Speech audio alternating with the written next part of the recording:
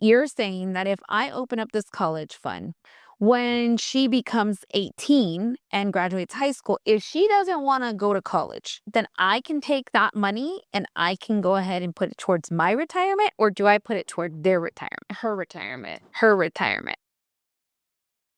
Welcome back to our Downtown Financial Group channel. And today I have the pleasure of sitting with Nicole Cardenas, who is a financial advisor with LPL Financial. And we're going to be talking today a little bit about the Latina wealth gap, like what at the end of the day is really holding us back. So Nicole, what do you think is holding most Latina women back from maybe investing more, doing more with their money, or like why is it that we have a gap? I think most of it is lack of education for finance. We were taught as girls to be moms and play with our dolls and never taught that we need to prepare for our future, because most of the time men were the ones who took care of that. Yeah. So I believe that we lacked education. And even in my role as a financial advisor, 70% of men take account for financial advisors. Women, they're slowly creeping up, but it's like 25 to 30% that are now financial advisors. So I've found that most of my job is through education, telling them to save for their future, for their kids, for their retirement plans. I mean, if you talk to someone, most of them don't even know what a retirement plan is or what a 529 plan is. So that the education is what is holding us back. What is a 529 plan? 529 plan is for your kids. So it's a tax-free advantage plan for your children to use in the future for college expenses, tuition. And now what's great is if they don't use it for college funds, you can roll it over into a Roth retirement plan. So if they don't want to go to college, they have a stepping stone for their retirement, and they can contribute to this plan for the rest of their lives and have something that have like a stepping stone that we didn't really get. I didn't get that. Yeah. I never got that from my mom. And so now things are changing and we're starting to become educated in finance. Okay, so let's just reel it back a little bit on this 529 thing. So I'm a mom. Yeah. I have kids. I'm a Latina. Now, you're saying that if I open up this college fund, let's say when my daughter's 3, and I put maybe $50 at a time in there, when she becomes 18 and graduates high school, if she doesn't want to go to college, let's say she wants to be an entrepreneur or she wants to join the military and whatever her little heart desires, right?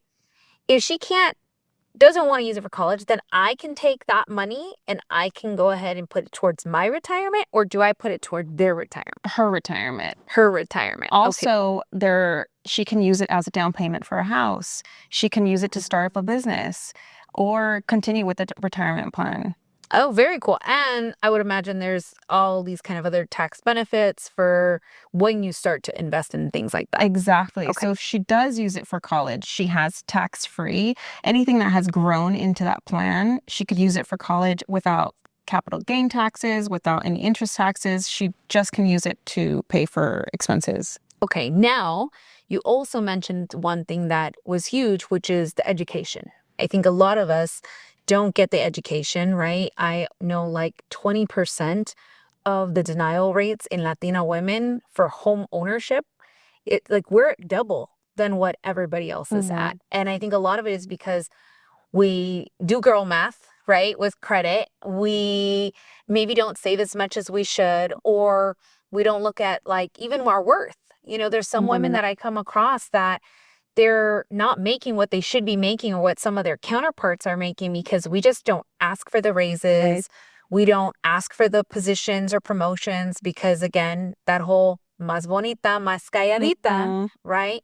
So what would you say is if, let's say, you're on the investment side, right? I know for me on the real estate side, like I talk about credit, you know, what their credit scores need to be, maybe keeping our credit scores under 30%, our limit. So let's say my credit card limit is $1,000 at, you know, Sephora.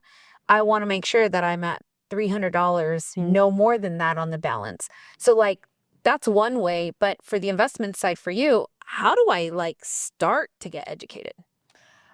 That's a good question. I believe it's just speaking to a financial advisor and getting comfortable with someone that knows the base of it, only because it's hard to not see your money anymore. We're so accustomed to opening up our savings account, seeing our money there, or, most Latina women or parents have always just saved at home and like to see that hard cash in front of you.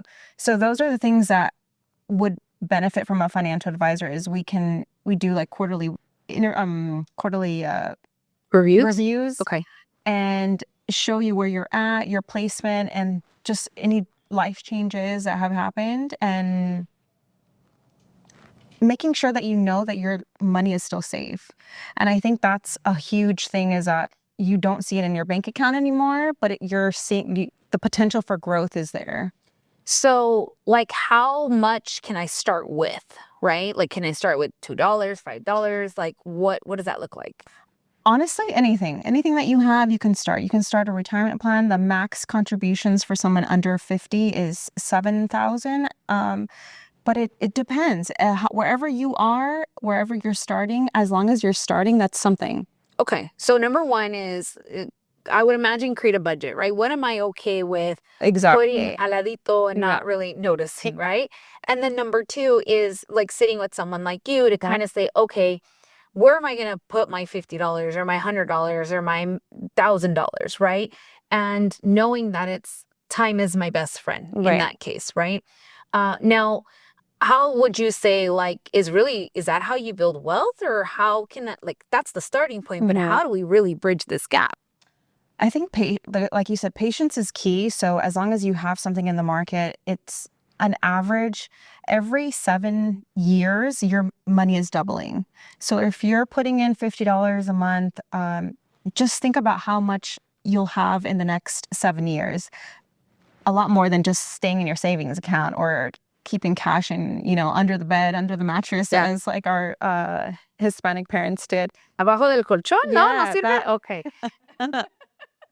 But what we do is we invest in mutual funds, stocks. The scary part with a lot of people is transparency. They don't know what they're investing in.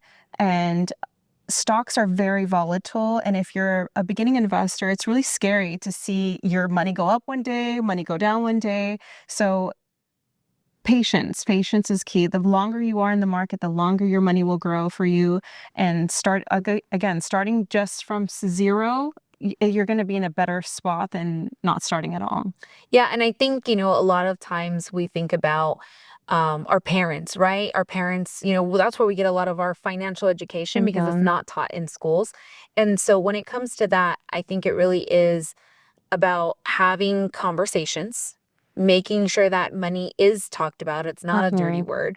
And also sitting with the professionals, right? Like for me, I invest in investments. I invest in real estate. I invest even in ventures in my business.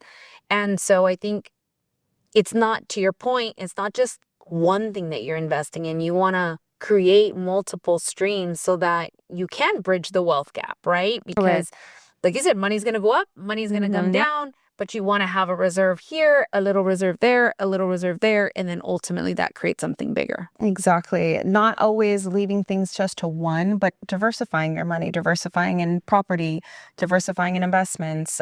It's as long as you're doing something, you're doing better than the rest. Yeah. Okay. Very good. So if they wanted to get started, what do? Do they just contact you, schedule an appointment? Is there a cost to the appointment? Like, me voy a cobrar dinero? Like, what does that look like? No, there's absolutely no cost to call, to email, to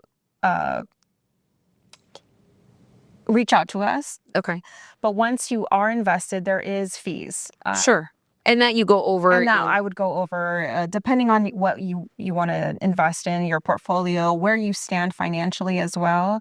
That would be dependent on that. But if I want to just schedule a call, like pick your brain, and I can do that. Okay, completely free. Right. Open and completely free too. Well, thank you so much for sharing all this insight, giving us some information. And now I think a lot of Latinas are going to feel empowered to say, I can do it too. Exactly. Even if it is for my kids, for myself, for my family. And I think that's where we start. Yeah. Thank you so much. You're welcome.